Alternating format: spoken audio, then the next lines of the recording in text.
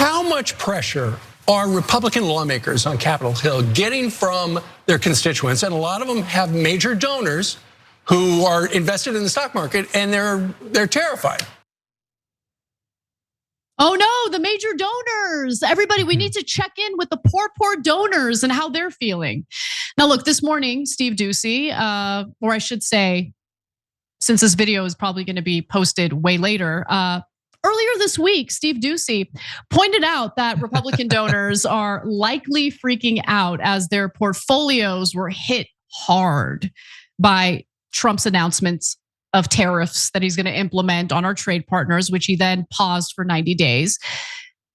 But did those big donors have any say over what the Trump administration is doing with the economy? Well, yes and no, and we'll explain why the answer is both. But first, headlines like this only help Trump, okay? Makes people like Trump. Here it is, it's from the Wall Street Journal. Big bank CEOs reckon with their lack of influence on Trump. Now, the editorial board at the Wall Street Journal hates Trump. I think they've made that pretty clear. This piece is just a news report. It's not opinion. But that framing makes Trump look real good. Because honestly, the big banks have had way too much influence over presidential administrations. Now, in the body of this piece, they write that while some bankers have been talking to administration officials during the tariff-driven turbulence of the past week, top executives sense their opinions don't carry much weight with the president. And they further report that many major bank executives have not even had a substantive conversation with Trump since 2020. And that is— I don't think anyone has. This is way before 2020. You think Melania's had a substantive conversation with Trump? I think she prefers it however it is right now. No conversations at all, probably. But anyway, look, that does explain why some financial institutions thought that Trump would actually back down from his tariffs. And look, to some extent they were right, because he did announce a 90-day pause on the reciprocal tariffs that he's implementing against some of our trade partners. But just before Liberation Day, JPMorgan's head of equities, or head equity strategist, told clients that Trump's tariffs were just empty threats. JPMorgan, along with Morgan Stanley and KKR, have now updated their forecast to predict a potential recession in response to Donald Trump's tariffs. So this is all in stark contrast, by the way, to what Obama did following the 2008 economic collapse. He was very much listening to the needs of the big banks. And I think he did that to his detriment, to be quite honest with you. When it comes to Trump's second administration, a White House spokesperson stated that the only special interest guiding President Trump's decision-making is the best interest of the American people, John. Well, it ain't that, we know that. Yeah, it's so strange because I don't think we've ever had to do a segment where, I don't know, like the undercurrent is like, maybe listen to them a little bit. Like I don't generally care, I don't want them generally to get what they want. But when they're agreeing with, for instance, economists, historians, whatever, they're not odd. They're not like genetically wrong about everything. They're just corrupt and self-serving. But sometimes their interest does actually run kind of parallel to our own. And I think the last couple of weeks have been a great example of that.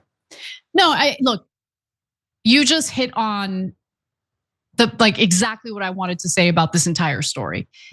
Trump tends to not listen to banking executives when they're actually right. But he does listen to them when it comes to the cookies that they want, namely deregulation, tax cuts, you get the point. And this is why the answer in regard to whether or not banks have influence over Trump is both yes and no. So when it comes to his tariffs policy, I don't know. Look, he implemented that 90-day pause. Maybe these bank executives have had some sway in that decision. But I do know they've had a lot of sway when it comes to other Trump-related policies, namely deregulation and tax cuts. So it turns out that White House officials have been in close contact with Goldman Sachs. And they've been checking in with Goldman Sachs executives, to make sure that they're all right. How are they feeling? What are they thinking about the Trump economy? And by the way, the Trump administration officials reaching out to Goldman Sachs executives include Vice President J.D. Vance, Chief of Staff Susie Wiles, and National Economic Council Director Kevin Hassett. So that brings us back to, what we told you at the beginning of the story. The administration is listening to bank executives, just not on tariffs necessarily. And just take a look at what Maria Bartiromo said recently to get an idea of what we're talking about here. He's not so focused on Wall Street. He's really looking long term. And I know there's a tight window here. So what is the time frame? It's the right question. And certainly the Congress becomes that much more important now. We need to hear clarity on those tax cut extensions. And we want that clarity by Friday before they go and leave for Easter recess. So the Senate, the House becomes that much more important on executing the rest of President Trump's agenda. I'm talking energy capacity, tax cut extensions, deregulation, bring it on. The market needs that positive information. Maria Bartiromo always seems manic to me. Like she always seems like she's having a manic episode. But lo and behold, Trump goes on to post, Republicans, it is more important now than ever that we pass the one big, beautiful bill. The United States will soar like never before. And in that bill, you have the tax cuts that Trump has been pushing for. It is imperative that Republicans in the House pass the tax cut bill now. Our country will boom. Now, look, all sorts of business interests stand to benefit from those tax cuts, including banking executives. So they're thirsty for their cookies. I think those cookies are coming. However, John, I will say this. So as we record this, it's Wednesday. The House was set to hold a floor vote on the budget blueprint bill. But then all of a sudden, you have a group of Republican fiscal hawks decide to raise their hands and say, we're going to vote no, because we actually do care about the debt and the deficit. So even though I have no doubt those Republican lawmakers want the tax cuts to some extent, I mean, they seem to actually be worried about the debt. We spent $1 trillion last year servicing our debt, which is insane. And so Congressman like Republican Chip Roy, who's part of the House Freedom Caucus, like, I'm going to vote no. And we just got word that House Speaker Mike Johnson has called off the vote for now. Well, bad news from Maria Bartiromo because she wants to bring it on. Some of them might be principled in a way that we partially actually maybe long-term agree with. Chip Roy has opposed a few things that Trump has done. I think others, as you say, they might really, really want all those tax cuts and they just want to offset it again with stuff that we're gonna absolutely despise, which is more cuts to Medicare, Medicaid, more cuts to SNAP and things like that. More, just generally, we're gonna give more cash to the wealthy and we are gonna get even less than we already do out of the government. And so this opposition might actually just produce a worse bill than we'd otherwise have. But the outcome is gonna be similar, which is that 1 trillion or one whatever that we end up servicing the debt on in a year, Trump is going to add like 10 to 14 trillion to the national debt after this term. That would be my estimation. I think he's gonna do more than he did the last time. And the idea that, when the markets are still massively down, we have no idea if the tariffs on China might go to 300% tomorrow. People's retirement accounts have not recovered. That Maria Bartiromo thinks now is the time we need to strike and we need to shower the wealthiest people in the world with billions more dollars.